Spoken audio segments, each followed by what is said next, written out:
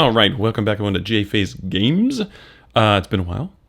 It's good to see you all, even though I don't see anyone except my own computer screen. But it's good to be seen and hopefully see comments and mostly comments and maybe a little more discussion in the Discord channel off of this. But we'll see. What I'd like to talk about today is where the pressure system stands. It's been a little while. And what you see on this video next to me is the newsletter. So I've had a Jface Games newsletter, and I've been doing a lot more of the designing. Instead of previously, I would do the designing here, and it'd be sort of a free-form designing process where I would record and think about it, and a lot of people love that and enjoyed that and enjoyed the sort of exploration. Lately, I was getting a little stagnant in that process, though, and I started turning towards writing. And that seemed to help me with the design process a little bit more and refine my thoughts. And so I've been just doing it more on the writing side. And so I've put out a bunch of different long-form newsletters, and you can see those. But I was going to go through it kind of today, some of them, and summarizing them to give you an idea of where we're at. And so buckle up. I'll do some little timestamps so you can jump around. All right, so the first one I'm going to talk about is the feel the pressure, past and present, right? So this was an idea that I kind of summarized two different things. One, what was being deemed sort of the new pressure system mechanic versus the old pressure system mechanic. And this came about after I did a play test with the new pressure system mechanic, right? So the idea was, just as a quick summary again for people, is that if I were doing an effort roll, I would roll whatever my stat is. So let's say my stat is a D8, and the D6 is the pressure die. I would roll. If my D8 was higher than the D6, you'd add them together. If my D8 was lower than D6, you would just use whatever the D8 result was. And that was a way of always feeling like you're accomplishing something, but if you beat the pressure die, it feels much more robust. And what you were getting is effort, right? And that amount of effort could be the amount of effort to unlock a box or the amount of effort to kill the foe. It was very synonymous to the ICRPG sort of system. Whereas a check, the two different terms, that was effort. The check, what it was, is you only rolled the pressure die and you were trying to get, in essence, under a stat, right? And I did this because it made me feel, part of it was because I didn't want a bunch of dice numbers all over your character sheet. Your strength is a D6, you're having to roll all these different dice. I thought that was a little too much lookup. And I thought that, let's have your attributes be the standard 6 attributes, Dex, Strength, Con, and let's give them a score between 2 and 5. And if it's higher, that's better because you're trying to roll under with the pressure die. But the disconnect, and maybe this would have smoothed out over time, the disconnect with it was very weird for the players to, when they're doing effort, roll an attribute die and try and get higher than the pressure die. But when they're doing a check, to roll just the pressure die and try and get under a particular stat. They didn't like this. And I get it.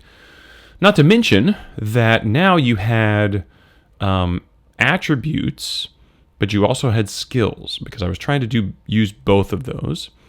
And so then it was like, well, when I'm using an attribute, when I'm doing a check, that should be an attribute, but aren't skills checks or skills only effort and yada, yada, yada. So it was just, there was a lot. And I get it. It was a lot. But when people rolled effort, they didn't like that feeling. They liked the feeling of if they beat it, then they would take the higher. Now, what was the old pressure system? The old pressure system was everything was just, it's what I mentioned a second ago in terms of with a check, you're rolling your attribute against the pressure and you're just trying to beat it. And if you succeed, excellent. Effort in that system, and I'm using effort here just in terms of combat, was I roll my attribute die and I'm trying to get higher than the pressure die. And if I do, whatever the difference is how much effort I did. So if I rolled an 8 and I rolled a 4, guess what? I did 4 effort. And people really liked that in the original system. They liked that idea that if it made the pressure, beating the pressure die very meaningful, right? It made it a little bit different in terms of, I really want to split, I really want that pressure to roll low as well. So it was a little more thematic in that sense. And I kind of talk about that in this article is that there's a thematic sense there that the old pressure system was a little bit more relevant. Now, the problem that the old pressure system does not solve that the newer resolution system did was null results, right? Because technically, if you didn't beat the pressure die in the newer system, you still took whatever your result was. Whereas if you don't beat it in the old pressure system, there's a null result. So still thinking about that. Now, this is the whole part where I compare the two different playtests and the two different versions and the intent behind the pressure die and the intent behind what I was trying to do and yada, yada, yada, skills versus attributes and the whole shebang. And then I talked about sort of where are we moving forward. At this point in time, I'm trying to use the old pressure die. Again, I'm going back to that old system. I'm getting rid of attributes. I'm using skills, and I have this sort of verbiage for skills. And I'm using sort of very much Dragonbane Vagabond style weapons, but just not yet. At the moment, it's probably just going to be melee and range just to make it simple for playtests. But one of the things I am taking from the new pressure system that the old one didn't have was that in the old pressure system, where that pressure die lived was on the board, right? If you were in certain zones, those zones had a certain amount of pressure to them. What I did with the new system, which I thought was very smooth for me as a DM, was that every player had their own individual pressure die, right? Everyone had their own individual pressure die that was associated with the situation they were in. Now, the nice thing is that you can still associate zones with a certain amount of pressure. So you could say, hey, your pressure as you and as an individual player is currently at D8. But anyone who goes into this zone, their pressure automatically goes up to D12 or something, right? So you could still do that. But there's a management thing there where I remember managing encounters where I had 6, 7, 8 different zones, and each zone had its own pressure die, and that was a little much, right? So I really like this idea of each player having their own pressure die associated with them. Now, the other thing is I got rid of defensive rolls against the pressure die previously, but that's back now. Where you're trying to do the same thing, you're trying to beat the pressure die, and however much you lose versus the pressure die is how much sort of damage you might take. And I want to skip to something real quick in the most recent blog, because this is something I really, newsletter that I really loved, is this right here. This is in essence sort of a little mini game that is going to occur when you take damage, right? So I don't like the idea of hit points. It's just cumbersome, right? Or it's not cumbersome, but I don't know. There's something about it that's just not interesting, maybe, to me, right? And so, but I still wanted to have those numbers, and I still wanted to have that defense against a pressure die, and what does that mean? So let's say that my attribute die this time is a D6, or my defensive die is a D6, and the pressure die is a D8. And I roll an 8. Oh, so unlucky.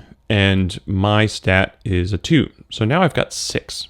What does that mean to me? I'm about to take 6 damage. Well, if this is my character sheet, what that means is I have to mark off the equivalent of 6 damage. So I could take 3 2s off. I could take 2 3s off. I could take this 1 6 off. I could take a 5 and a 1 off. Whatever the case is, right? If ever, say I take 1 damage and all my 1s are filled up, I have to take something, right? And it's my choice. I could take a 2, I could take a 5 for that 1 damage, but that seems excessive, right? But you have to always check something off. Now, what's going to be fun about this is that you can see here different classes might unlock more of different levels, right? So that might be cool. You might have more of these than other people. But the other thing is that you'll have these blanks next to these, right? And maybe there are things like, maybe it's class specific, or maybe it's role specific, or maybe it's just every player has the same ones next to them. But maybe it'll have something like when you lose both 4s, you have an adrenaline rush and you get a second action your turn, right? So now you have these interesting incentives where it's like, yeah, I only took 2 damage for that attack, but do I want to mark off one of my 4s, which seems excessive, but if I can mark off both of them, now you wouldn't be able to mark off both of them in one go, right? Maybe you can. That seems ridiculous, though. But maybe you could. And then what would happen is you get an adrenaline rush, right? And then you get this second action. And some of these might be bad, where it's like if you mark off both your 5s, movement is halved, or whatever. Like you maybe have these interesting sort of effects here, some positive, some negative, and you're playing this little mini game, right, during your session. So anyways, I really like where that might be landing in terms of the health management system. Now, what else is going on? There was this great calculation in the the newer version of the pressure system that I did all the math behind what rolling 2 die and if you beat it versus if you don't beat it and add them together, how much effort do you do in a round? And I've been trying to accomplish that same amount with the old pressure die. It doesn't really work out as well. So I don't have a sweet equation like I did with the newer one. So that means that encounter design is going to be a little different, right? I still have this null state that now I have to figure out, which I'll have to do that. I'm still going to go back to using death numbers, which I love. And then what I thought was really great is that the new system's effort system, where if you beat it, you add them. If you don't beat it, you just take your result.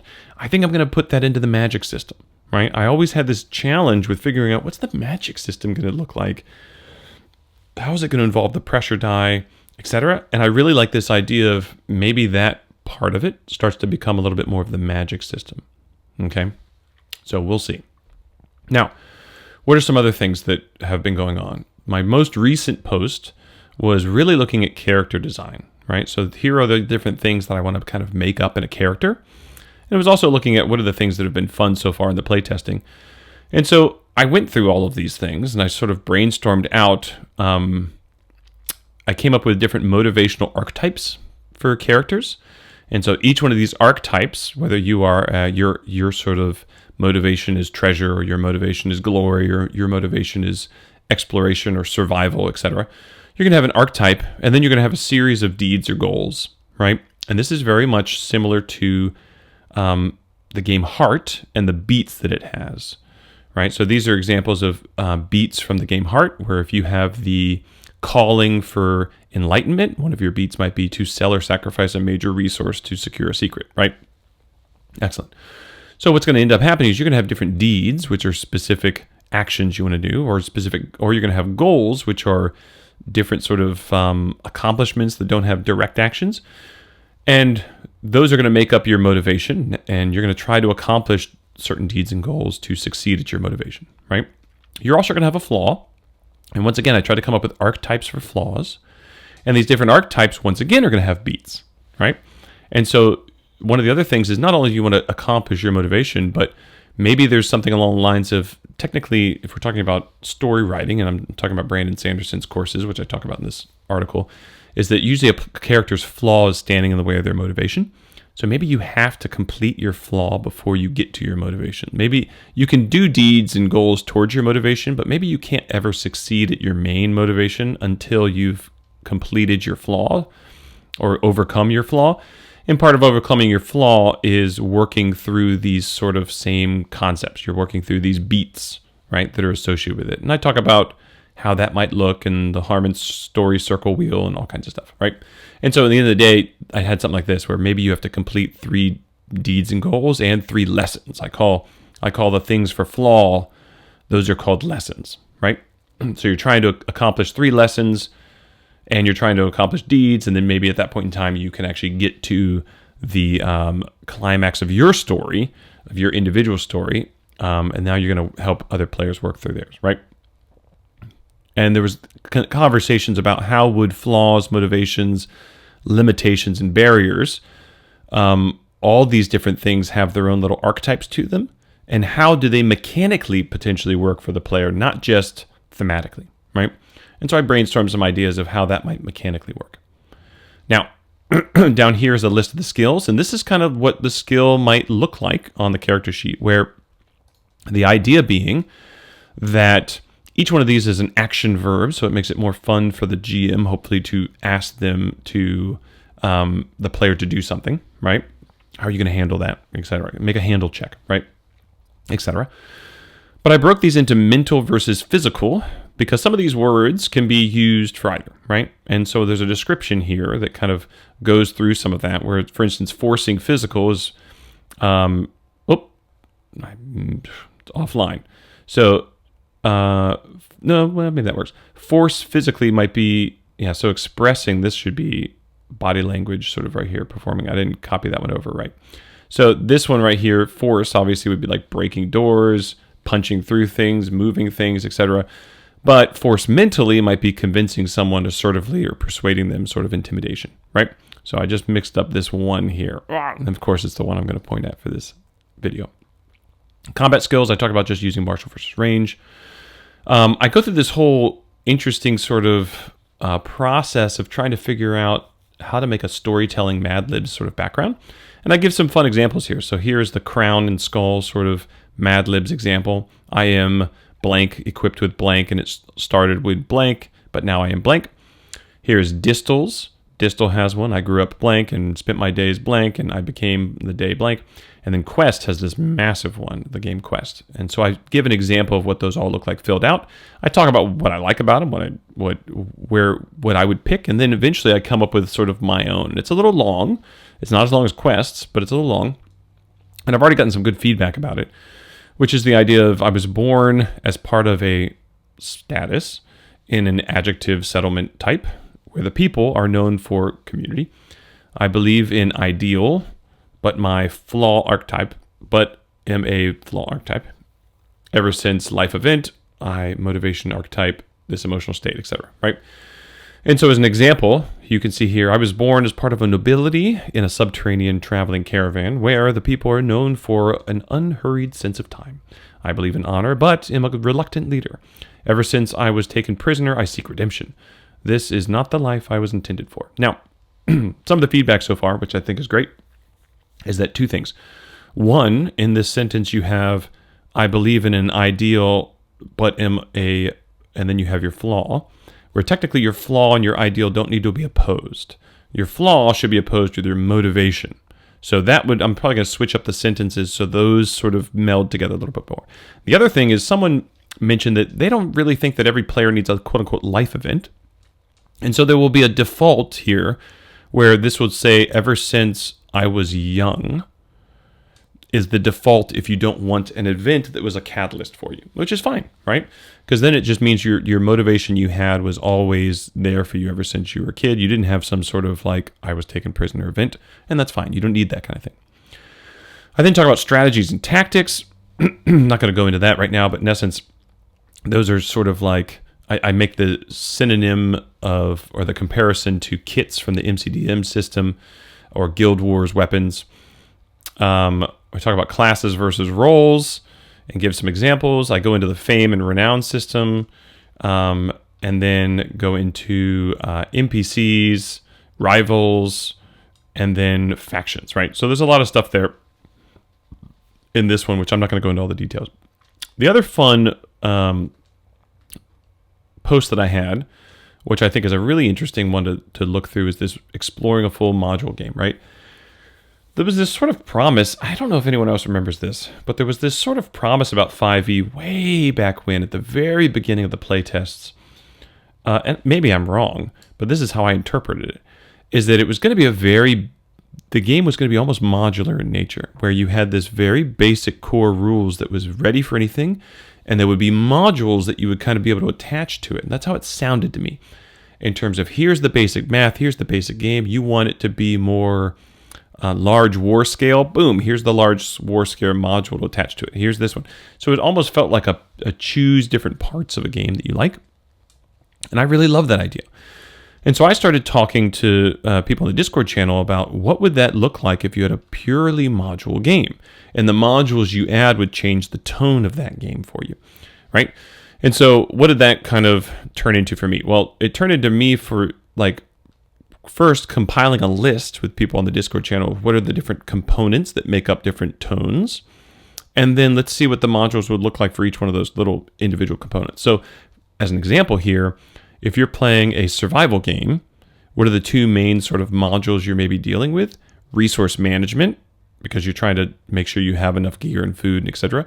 And then increased risk, right? So now there's an increased risk, or it's deadlier, and you have resource management. So those would be the two modules you would add to it. So what I went through is I, in essence, went through this whole idea of, and unfortunately the pressure so far, this is the newer pressure system, not the most recent, right? But that's okay. I then go through, okay, let's talk through it. So there are combat modules for making it more tactical. There are for giving you weapons, for giving you tags or statuses and conditions. There's a risk module, and in that risk module, you have different options for how do you increase risk. There's an agency module, so giving players more agency or control over the situation. There's lots of them. There's a lot of different resource modules because I think of health as a resource. I think of sanity as a resource, gear as a resource, stamina as a resource, time as a resource, clues or investigation as a resource. We talk about power increase. So how do you make it so the player feels more powerful? Rising to the occasion, exploding dice, hero dice, thresholds, etc. Roles. So do you play where everyone's kind of the same person, or do you have these different types of roles? DPS, tank, healer, controller, defender, leader, striker, etc. And I talk about what those might look like. Movement. So what are the different types of movement you might have in your game? Pacing. What can increase or decrease pacing? And then how do you run multiple characters potentially if that's what you need to do? Right, so I thought this was a lot of fun to kind of go through this sort of exploration, because now what's really nice is that now that I've gotten all that down, I can start piecing together what's my base game for the pressure system. Like I've got a base mechanic now I'm feeling pretty good about. My next goal is to start working on actual character sheets so that I can have, okay, all those things I just sort of brainstormed out in the most recent newsletter. What does that look like? In terms of an individual character sheet, do we feel good about it? Start play testing it. I'm going to try and start doing a weekly play test starting next week. And then at that point in time, it's going to be, I think it's just going to be solidifying sort of what are these other little modules that I think need to be the base game, and do they feel good when you peel them off and take them off, right? So that's where we stand. It's been a lot of fun. Come join the Discord. Come join the newsletter. I'm hoping to get a character sheet newsletter out in the next week or two. But I can't wait to hear your comments and talk to you guys soon.